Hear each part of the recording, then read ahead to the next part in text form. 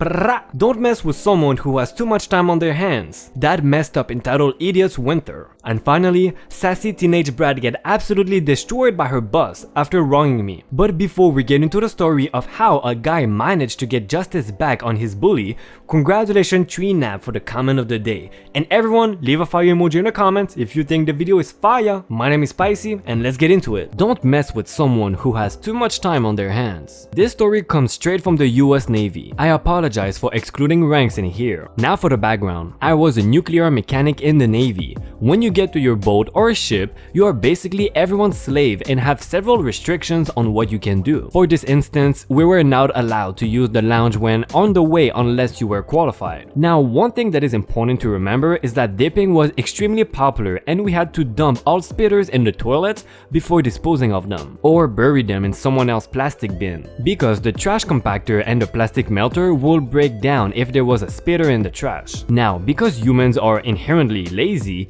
the qualified people had placed an empty gallon protein powder container where they will empty their bottles so they could just reuse them. Once full, they will call in one of the new guys. We were called donkeys since we were not real boys yet, to empty the bin. Here's what happened. I was on the mess deck having a cup of coffee, and this very arrogant junior red shirt, we will call him Red, he was talking about how amazing it was to be ordnance. He then looked over at me and said, "I bet you wish you had an important job like mine." I replied with, "I do, only because it would get me out of reactor. I could use a nice vacation." "I don't know why you want out of reactor. You guys get huge bonuses." There's a reason for that. Don't make a huge case about that. Nukes don't even work that hard. I barely even see you guys. You don't see us because we are always working. I get no more than 4 hours of sleep at night, and ask anyone that's been in longer than breakfast, like you, and they will tell you the same thing. They will say that you're just a little girl who can't do their job. Now, there are very few things that sets me off, and one of the top things is saying that nukes don't do any work. We work 10 to 14 hours a day and are expected to study and qualify on our non-working hours. Now for the revenge. After that little run in, I did some recon. I got his name, rank, and where his birthday was, where we slept. Turns out, he was not too far from where mine was. I was sitting outside the lounge, trying to think of the best way to truly screw him over. Then I heard someone yell from inside the lounge, "Someone find a donkey! We need to get emptied!" Then I got a wonderful idea. I walked in and asked, "Do you guys need this one back? I need it for something." A guy in the corner asked, "You wanna tell us what it is for?" I grinned and replied, "A project.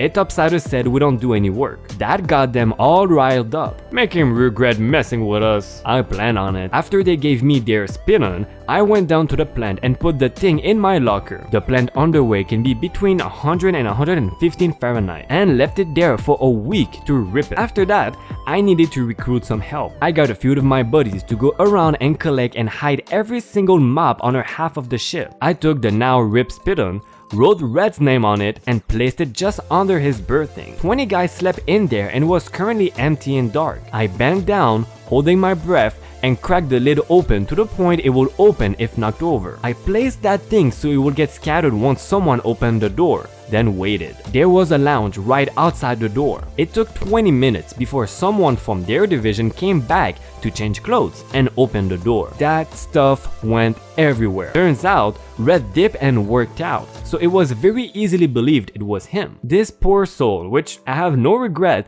had to clean up around a gallon of 30 people's 2 to 3 week old rotten dip spit using rags, since we hid all the mops. The best part is, since we were at the tail end of the underway, all our latex gloves were all but used up, so this guy did not even get gloves to use. He ended up puking a few times early on. He saw me laugh in the lounge while I was studying, and his face turned red with anger. He never messed with us again. That's such a nice and gentle revenge. But that is actually pretty mean and disgusting. This spit was all rotten for sure. It was sitting in this guy's closet for like weeks before he set up the scene. But from the looks of it, I think this guy was some sort of bully or very arrogant person. And you already know I have no pity for persons like that. He got what he was looking for. I bet in his head he must have been going crazy, so mad that someone set him up like that, because obviously it's not his, but his name was on it. Poor guy, but no regrets. That messed up entitled idiot's winter. First, some backstory. My dad, foster dad, but that's a hassle to ride all the time, works with plowing the snow on communal roads during winter. In our country, all roads have to be drivable by 7 a.m. and have to be continuously plowed during the day. So, he would work during his normal shift, as well as during the night. The plower he uses is huge, and he cannot direct where the snow will land on the sides of the roads to avoid obstructing things like mailboxes and trash cans, etc. Anyway, this winter had extreme snowfall, and everyone in the municipal that plowed snow worked overtime. So, as my dad is driving along his normal route during the day and the early evening, a guy is standing in his driveway and signaling for him to stop. Naturally, he does, and goes out to hear what the dude has to say. Apparently, he was pissed because my dad had left a small line of snow on his driveway that was leading directly into the communal road. His driveway was not really a driveway, more a small parking lot that was connected to the road, around 15 to 15 meters of asphalt. No matter how much my dad tried to avoid getting snow on there, it was basically impossible. The dude yelled at him for about 10 minutes until my dad had enough and drove away. So for the next couple of days, the dude and his wife would stand by the edge of the road every time he drove past, and he had to wait for them to go inside until he could continue plowing. And then my dad had enough. He had been trying to redirect the snow from landing on this guy's parking lot, but he saw that that was not good enough. So for the rest of the winter, whenever he was driving past their house during the night, he would try to get as much possible snow into his parking lot as possible. Due to the heavy snowfall, there was a lot of snow covering it. The guy then sent a complaint. But as my dad did not violate a single law, his boss didn't care and they just had a good laugh. In the complaint, the guy said that he had to wake up 30 minutes earlier than usual to shovel the snow in freezing cold and pitch darkness for the entire winter. Poor guy, man. I bet he was so messed up and fed up with all this stuff. Like, he must be thinking about his dad at night for sure. He must be going to bed and he's pissed. You know when you're really pissed about someone and you just can't stop thinking about them? I'm pretty sure that's that guy. What a poor man, but he got his revenge. And this man was screaming on the writer's dad for something that is basically impossible, so screw you. Sassy teenage brat get absolutely destroyed by her boss after wronging me. So the only grocery in my area, it takes at least 5 minutes to drive to another one, is one I've gone to for years and know it inside out. I know the manager and a lot of the workers.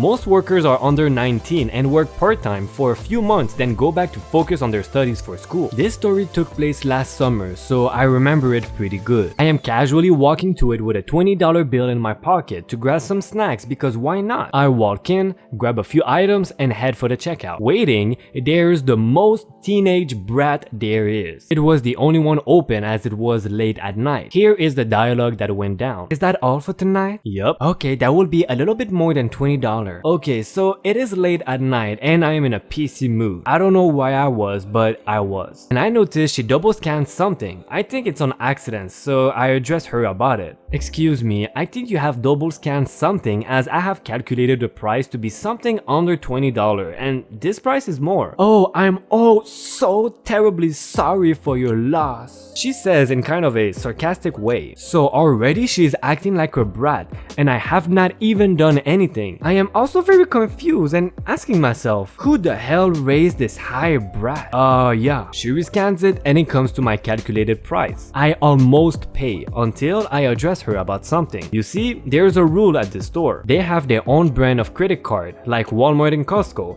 and every cashier is required to ask if they own a card to get points on it. And if they don't, the customer gets a free box of cookies. I've done it like 100 times. Now, she's even more mad at me and says, where the F does it says that? Yes, she said the word F on the job. Oh gosh, here we go. I try pointing at the sign at the auto checkout, but it's shut down. There are at least 3 people waiting in line, so I just gave in and paid. I did not bother saying anything because I just truly did not care. I go back on the weekend with my family for the weekly food shopping, and the only aisle open was, yes, her. All the other aisle have at least 2 people with full carts, and hers had only one person with an almost empty cart. We finished up at the store and we go home. We spent over $200 and we normally spend around $150. I asked my parents to have the receipt and I look it over only to find out that she double charged us on multiple items. I know this for a fact because we only buy 2 packs of strawberries as they go bad really fast, and I only buy 2 packs of a 7-pack of treats for school, 1 for home and 1 for school. I was done with her mess and decided to handle the matters on my own and did not tell my parents. Now I know what you're thinking. How are you going to bust her? The only evidence you have is the receipt, and you don't have proof that you bought only 2 strawberries. Hahaha, that's where you're wrong. As I said, I know multiple people from the store, including my good friend. Let's call him Sam. Now, Sam was the manager for the fruits and vegetables and was responsible for the prices and was accountable for how much was bought in a week's time, blah blah blah, all that stuff. I give him a call and tell him about the strawberries. He calls me back an hour later, so that means he took an hour checking around the store and stuff like that. He owed me something after I paid for his movie ticket the week before because he was broke and really wanted to see the movie, and tells me, yes, there are extra strawberries charged but less strawberry packages. Ding ding ding ding. But no, I wanted to get her good, so I went back to the store a few days later. But this time, I set my phone to record audio and bought some stuff my parents needed. Here's the conversation. I'm sorry for upsetting you a few days ago. Oh my god, please don't tell anyone. Keep it between us, okay? I need this job to pay for my phone plan. First of all, she is so scared now. And second of all, I don't remember exactly what she said, but it was something sympathetic and cringy along those lines. Okay, only on one condition. She looked about 2 years older than me, so I thought this was genius. If I get your Instagram, she probably thought I was going to slide into her DMs or something, so okay. And she gave it to me. I left home after that and oh my god, this was going to be a bloodbath. Her Instagram was filled with pictures of her getting high and getting boys with more stuff like that. Now it is time. I go to the manager with Sam. The phone audio, Instagram open on my phone along with telling him about the cookies. We show him everything and Jesus, he was furious, stormed out of his office and asked the girl to talk to him privately. She passes us and I just gave her the most beautiful smile ever. I thank Sam, then return home only to get a call an hour after saying he is very sorry for my struggle with her and rewards me with a $100 gift card for Walmart. Then tells me she got fired. I tell Sam the news and he is very proud of my work. I later go to Walmart to buy some things for me and never heard from the girl again. Then that's it. It is fun to see some justice served to this little teenage brat. She thought she could get away with anything, but I can't lie, I thought the same when I was her age as well, and I got fired multiple times over the most stupid stuff ever. I did a lot of stupid stuff, but it was fun, okay? So I don't regret it, and I bet you did some stupid stuff as well that got you into trouble, whether you got caught or not, and it was probably very fun. Like, I have a friend who is subscribed to my channel and he says it's very fun, so I don't know, you might consider doing that as well. I'm just saying, just a friendly tip, right? But you know, I just want— ow! What are you doing? Ouch! Karen, stop! Ow! Now you listen to me before I slap you. You go subscribe to the channel, alright? Because if you don't subscribe and you don't want to hear more stories from me, I will come to your home and slap you, alright? And we don't want that, okay? So go ahead, subscribe to the channel, okay? Yeah. And you might as well leave a like and leave a fire emoji in the comment because the video is fire. I mean, I'm just saying, you know, you should listen to this advice, but who am I to say this, right?